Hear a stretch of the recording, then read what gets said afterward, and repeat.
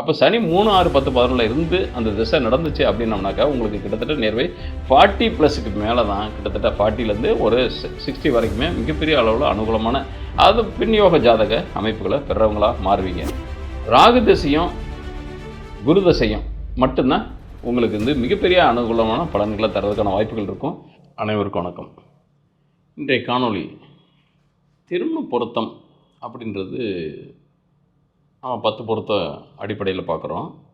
அதில் துல்லியமாக வருமா அப்படின்னம்னாக்கா வெறும் நட்சத்திரமோ ராசியோ பொருந்தி வந்தால் திருமணம் பண்ணலாம் அப்படின்றத காட்டிலும் அடுத்து நீங்கள் ஜாதக ரீதியாக உங்களுக்கு எப்படிப்பட்ட அமைப்பு இருக்குது, திருமணம் யாரை நீங்கள் செய்ய முடியும், செய்யலாம் அப்படின்றப்ப செய்யலான்றதை விட இந்த இடத்துல என்னென்னா எப்படிப்பட்ட மன வாழ்க்கை அமையும் அப்படின்றது மட்டும்தான் நம்ம டீட்டெயிலாக இதில் ஆராய்ச்சி பண்ண முடியும். ஆராய்ச்சி பண்ண முடியும் அப்படின்றத காட்டிலும் என்ன ஃபேக்டோ அதை அறிஞ்சிக்கிறது தெரிஞ்சுக்கிறது நல்லது. அதன் அடிப்படையில் பார்க்குறப்ப உங்களுடைய ஜாதக கட்டத்தின் அடிப்படையில் தான் உங்களுடைய மன வாழ்க்கையோட அமைப்பு நிர்ணயமாகும். அந்த மன வாழ்க்கை அமைப்பு எப்படி இருக்கும், ஒவ்வொரு ராசியினர்களுக்கும் எப்படி இருக்கும், ஒவ்வொரு நட்சத்திரத்தின் அடிப்படையில் பிறந்தவர்களுக்கு எப்படி இருக்கும் அப்படின்றது இது ஃபிக்ஸடு. இதில் ஏதாவது மாறி வருமானாக்க உங்களுடைய மாறி வர்றதுக்கான வாய்ப்புகள் கிடையாது. ஆனால் ஏற்ற இறக்கம் அமைகிறதுக்கான வாய்ப்புகள் அதிகமாக இருக்குது. ஏன்னாக்கா அது அந்தந்த கிரகங்கள் இருக்கக்கூடிய திசா புத்தியின் அடிப்படையிலையும் அந்தந்த கிரகங்கள் இருக்கக்கூடிய இடம் எந்த மாதிரியான இடத்துல இருக்காங்க, அப்புறம் என்ன மாதிரியான திசா புத்தி அட் ப்ரெசண்ட் நடக்குது, அதன் அடிப்படையில் நம்ம பார்க்குறோம். அப்படி பார்க்குறப்ப உங்களுக்கு ஒவ்வொரு ராசிக்கும் ஒவ்வொரு நட்சத்திரத்துக்கும் உங்களுடைய லைஃப் பேர் எப்படி இருக்கும்னாக்கா எப்படி அமையும், அது விருப்பப்படி அமைகிற திருமணமாகவும் இருக்கலாம் அல்லது அரேஞ்சு திருமணம் பண்ணக்கூடிய அமைப்பாகவும் இருக்கலாம். அப்போ விருப்பமாக அரேஞ்சா அப்படின்றது அது பாவங்களை தான் சொல்ல முடியும். பாவங்கள் அப்படின்றது 3ஆம் இடம் ஸ்ட்ராங்காக இண்டிகேட் பண்ணால் 3ஆம் இடம்ன்றது உங்களுக்கு புதன் தான். அவர் ஸ்ட்ராங்காக இண்டிகேட் பண்ணாருனாங்க அதிகபட்சம் அரேஞ்ச் மேரேஜ் வரதுக்கான வாய்ப்புகள் இருக்கும். 5ஆம் இடம் ஸ்ட்ராங்காக இண்டிகேட் பண்ணால் 7ஆம் பாவத்தோடு தொடர்பு பெற்றால் உங்களுக்கு காதல் திருமணம் நடக்கிறதுக்கான வாய்ப்புகள் இருக்கும்.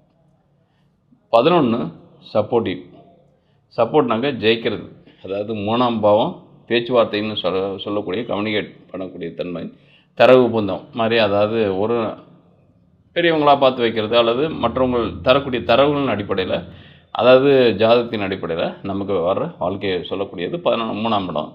5ன்றது உங்களுடைய எண்ணங்கள், சிந்தை, காதல், இந்த மாதிரி ஒரு உங்களுக்குன்னு நீங்களாக க்ரியேட் பண்ணி ஒரு குடும்ப வாழ்க்கை அமைக்கிறது அந்த 5ஆம் இடம். 7ன்றது தான் உங்களுக்கு உண்டான லைஃப் ஃபேர், அதோட கேரக்டர்னஸை சொல்லக்கூடியது. அவங்க உங்களோட லைஃபுக்குள்ளே வருவாங்களா அப்படின்றது குடும்பஸ்தானம்னு சொல்லக்கூடிய 2ஆம் இடம். அப்போ 2ஆம் இடம், 5ஆம் இடம், 7ஆம் இடம், 11ஆம் இடம் கனெக்டிவான லவ் மேரேஜ் ஆகும். அதே நேரத்தில் 2ஆம் இடம், 3ஆம் இடம் மற்றும் 7ஆம் இடம், 11ஆம் இடம் தொடர்பு பெற்ற அது அரேஞ்ச் மேரேஜ் ஆகிறதுக்கான வாய்ப்புகள் நிறையா இருக்கும். அதுதான் அமைப்பு. ஆனால் என்ன வேணாலும் நம்ம ஆசைப்படலாம். ஆனால் அதுக்குண்டான அம்சம் இருக்கா அப்படின்னு பார்க்குறப்ப நிச்சயமாக அந்த அம்சத்தின் அடிப்படையில் தான் உங்களுக்கு வாழ்வியல் தன்மை அமையும். நம்ம எவ்வளோ தான் ஆசைப்படலாம், ஆனால் ஆசைப்பட்ட மாதிரி அமைகிறதுக்கான விதி இடம் கொடுக்காது. அந்த அமைப்பில் பார்க்குறப்போ ஒவ்வொரு ராசிக்காக நம்ம இந்த இடத்துல பார்த்துட்டு வருவோம்.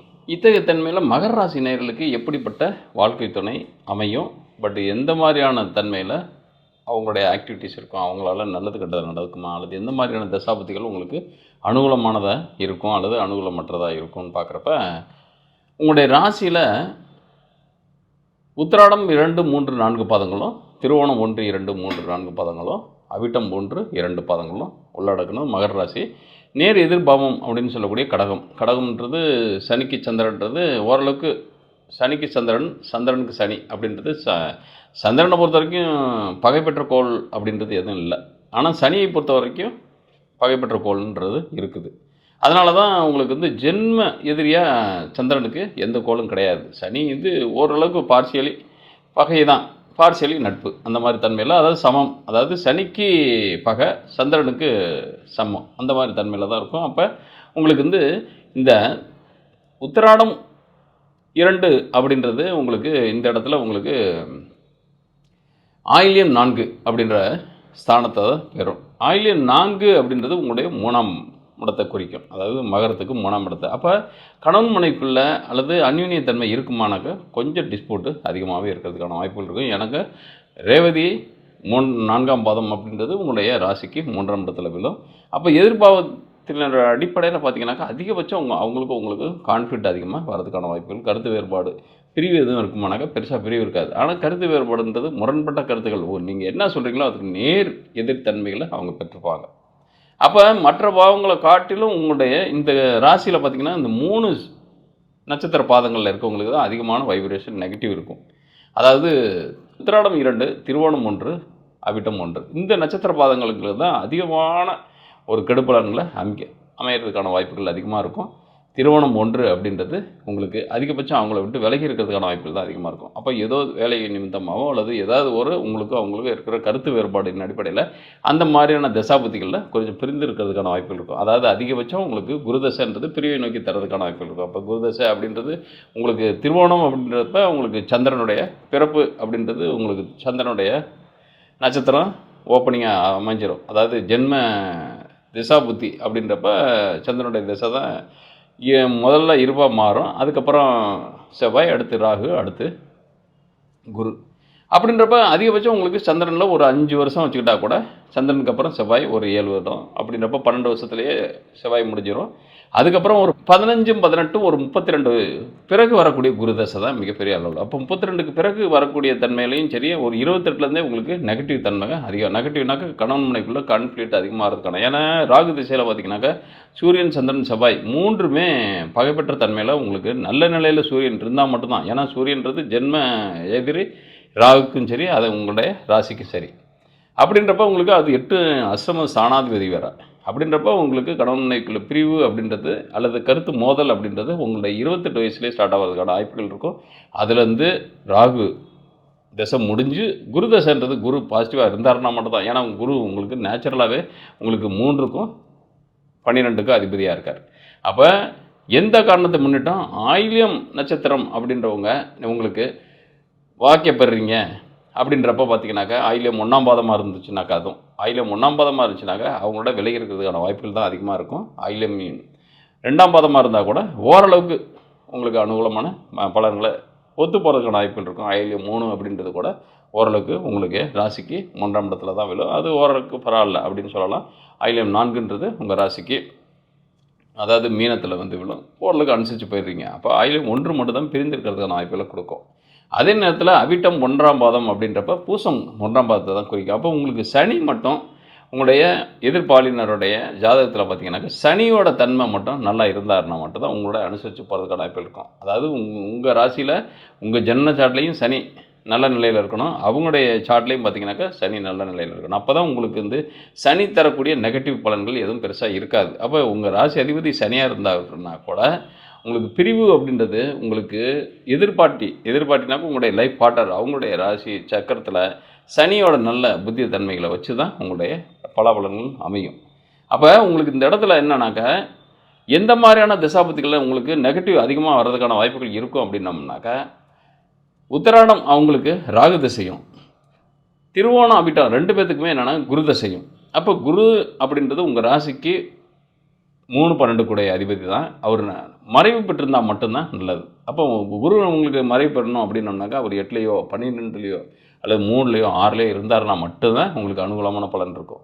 உங்கள் ராசிக்கு கிட்டத்தட்ட நேர்பை உங்களுக்கு 5ஆம் இடத்துலையோ 7ஆம் இடத்துலையோ 9ஆம் இடத்துலையோ 11ஆம் இடத்துலையோ இருந்தாருன்னா நிச்சயமாக உங்களுக்கு பெருசாக ஒரு ஹோப்புக்கு இருக்காது. உங்களுடைய கணவன் மனைக்குள்ளே ஒரு அண்டர்ஸ்டாண்டிங்கும் ஒரு பெருசாக இருக்காது. கருத்து மோதல்கள் எண்ணிட்டால் இருந்துக்கிட்டே இருக்கும். அப்போ எப்போனாக்கா அந்த குரு திசையில் அப்போ நியர்பை 40 ஏஜ் வரைக்குமே உங்களுக்கு கருத்து அதாவது பிரச்சனைக்குரிய வாழ்க்கை நிலையாக வந்துடும். 8ல் இருந்தாருன்னா ஓரளவுக்கு நல்ல அந்யோன்யத்தன்மை இருக்கும். இன்னொன்று உங்களுடைய ராசி அதிபதின்றது சனி, அதே மாதிரி எதிர்பாலன சந்திரன். அப்போ எதிர்பாலன சந்திரனாக்கா உங்களுக்கு பார்க்கக்கூடிய ஜாதகர் அப்படின்றப்ப உங்கள் ராசிக்கு 3ஆம் இடத்துலையோ 7ஆம் இடத்துலையோ 4ஆம் இடத்துலையோ 5ஆம் இடத்துலையோ 9ஆம் இடத்துலையோ 10ஆம் இடத்துலையோ இருந்தாருன்னா மட்டும்தான் அந்த மாதிரி ஜாதகரை இணைக்கும் போது தான் உங்களுக்கு அனுகூலமான பலன் இருக்கிறதுக்கான வாய்ப்புகள் இருக்கும்.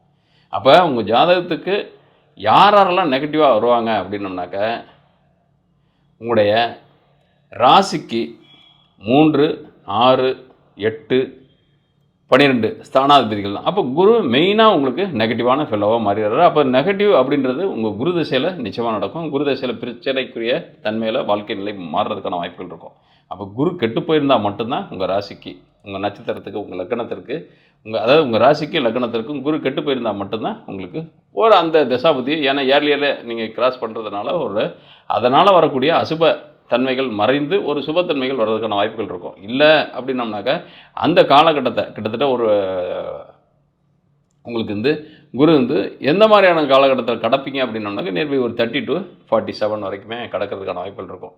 அப்போ 30 ஆண்டுகள், அந்த 30 வயசுலேருந்து ஒரு 47 வயசு வரைக்கும், அல்லது சிலருக்கு என்னன்னாக்கா நீங்கள் அதீதமாக, அதாவது ஒரு சூரியனில் பிறந்திருக்கீங்க அப்படின்னோம்னாக்கா நியர்பை சீக்கிரமாக வந்துடுவார் குரு.